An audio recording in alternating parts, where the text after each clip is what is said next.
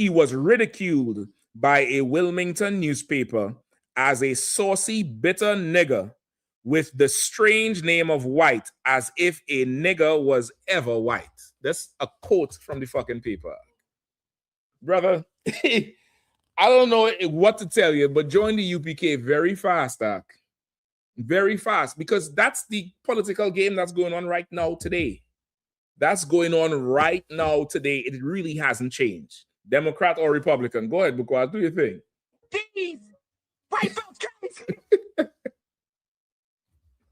All right. Hold on. There's a whole lot in here. I had to skip for time's sake because I try not to go too far with it. All right. Okay.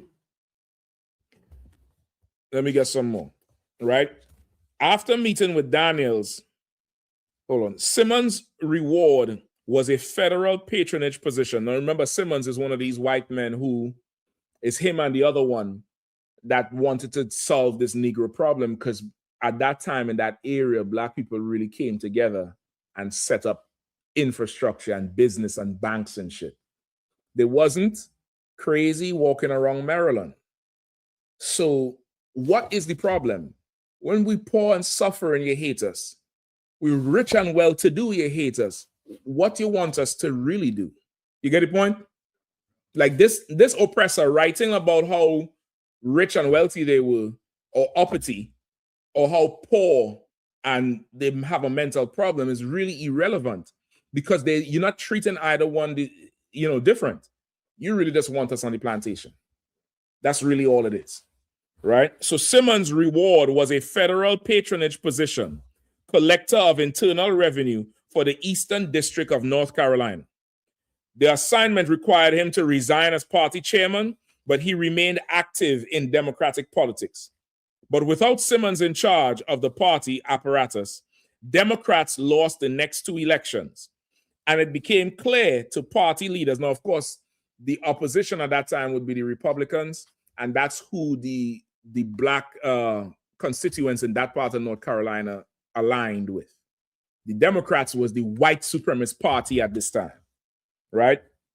So when Simmons retired, the party lost some power, and they lost two elections right after, right? Democrats lost the next two elections, and it became clear to party leaders that something had to be done about the Black vote. Does that sound familiar?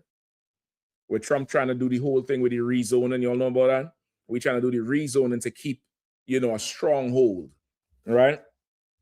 Simmons, a master of race baiting, was brought back as party chairman for the 1898 election. He had a plan. Simmons made the nigger his major theme. That's a quote. The writer W.J. Cash observed, after meeting with Daniels in New Bern in the spring of 1898, Simmons began to craft the party's white supremacy message. The effort soon acquired a formal name, proudly embraced by Democrats, the White Supremacy Campaign. No shame. Make America Great Again? That ain't new. They said this is the White Supremacy Campaign. So when you hear Trump talk about we're doing this for America and the tariffs is for America and we want to make America great again, we want to be strong, he's doing the same thing again. Go ahead. Recent Officer for War asks us to look up benign neglect. Look it up for me in the meantime, all right? Just for time's sake, I gotta keep going. You have it? Go ahead. Is an attitude or policy of ignoring an often delicate or undesirable situation that one is held to be responsible for dealing with. Yeah. Yep. But it's worse than that. I would use that for us with the PTSD we have, that we can't deal with certain everyday things. Like, you ever hear people always compare us why we can't get together? They look at our life and their life. We have benign neglect as a symptom of PTSD. You get the point?